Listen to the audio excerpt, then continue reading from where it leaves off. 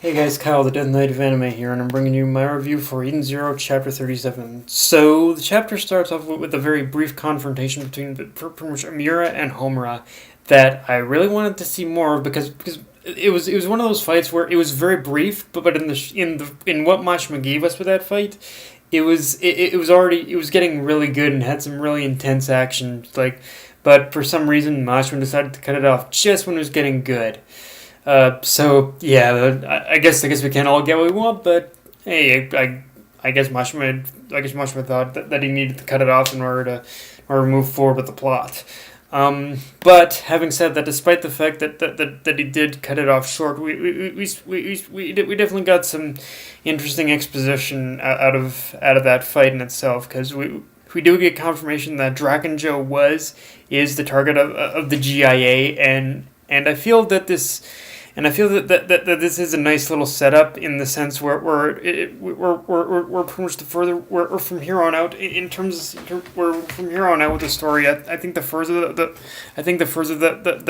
the Eden Zero, I think the further that the story goes on, the more often we're probably going to see the Eden Zero crew end up getting caught in the middle of this cat and mouse game between the cosmic government and the Draken Joe and his crew. Like it is going to feel like I think it's one of those things where yeah, in the end, we're pretty much wherever the Eden Zero go, where Draken Joe shows up, or Draken Joe or one of his men show up, inevitably either the GIA or the Liberation Army or just the cosmic government in general is more than likely going to end up showing up. So in that sense, it was a nice little setup in that sense.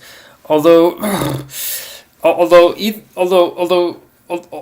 I guess it really doesn't matter as to what capacity the Eden Zero crew gets involved, whether intentionally or not, because it seems that it seems like inevitably whether with I think the more that the crew gets involved with this little war or what's going on, I think that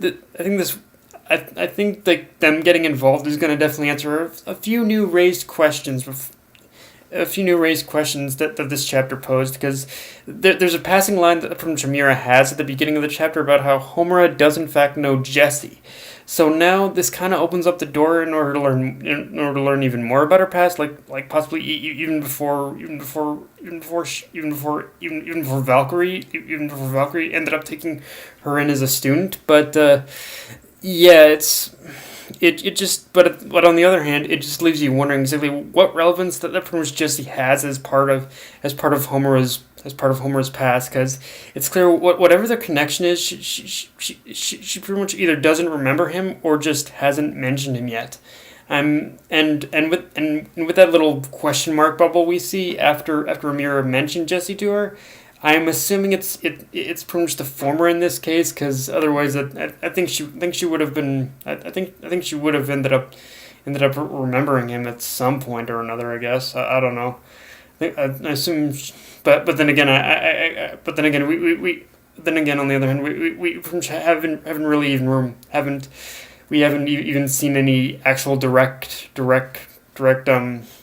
haven't seen any actual direct pretty much direct interaction between Jesse and the real Homer. That was all Amira. So yeah, it's really just something where this definitely opens up a lot of doors in order to learn more about Homura's past and what exactly her connection to pretty much Jesse, or hell if or Jesse is, or who the hell Jesse is, like, and which organization he's a part of. Is he part of Draken Joe's crew, or is he part of is he part of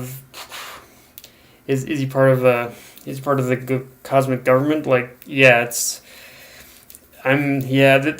honestly just makes me hope that we are gonna see Jesse again, and see him interact with the real Homer now, hopefully. But like I said, I guess we'll just have to wait and see. Exactly what Mashima has planned for that.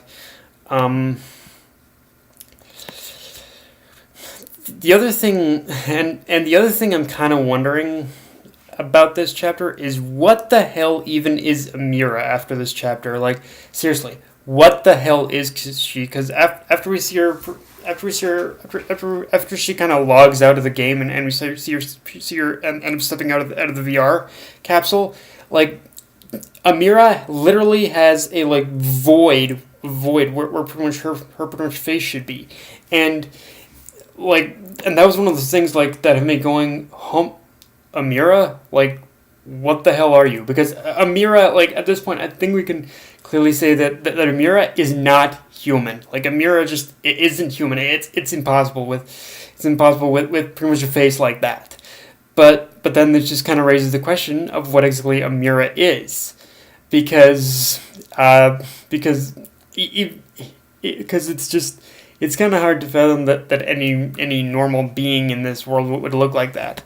And in terms of any, and honestly, the first things that end up popping in my head right now as to what Amira could be after that facial reveal, is that she's someone who's basically either connected to Mother or like the chronophages, a being that exists in the outer regions, or like the chronophages is a being that has existed in the outer regions of the Sakura cosmos, but ended up joining the pretty much GIA at some point, or yeah, like that's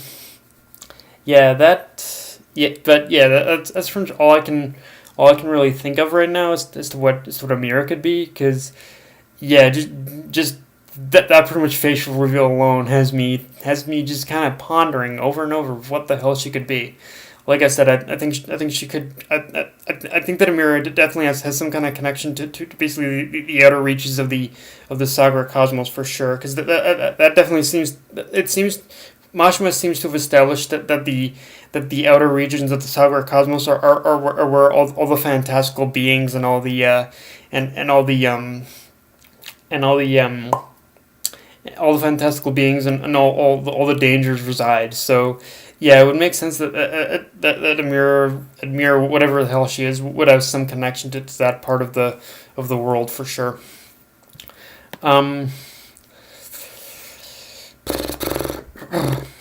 And after all that reveal stuff, however, we basically cut that. We cut back to the fight with Prince Jamarov. And well, I'm not sure how I feel about the quick turn that Hermit's made in wanting to help defeat him. It still makes sense within the confines of the urgency of the situation. I think what it was is that I was just kind of thrown. I think in terms of this chapter, however, I was a little thrown off by just how much she's pretty much throwing her all into this. But I suppose when you're dealing with someone who's got unlimited health, then I guess you have no choice but to put your all into it. And I am hoping but as far as what's going to happen to her after that,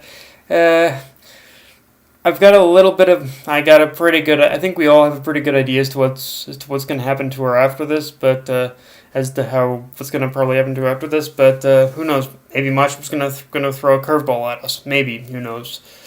And also, I'm sorry. Pretty much, you guys. It's going to be impossible in order to convince me that Mashima isn't mocking SAO with this chapter, or hell, just the arc in general anymore, because that whole unlimited health cheat feels like a straight up mocking of how much of a hacks character that pretty much Kaiba was in SAO.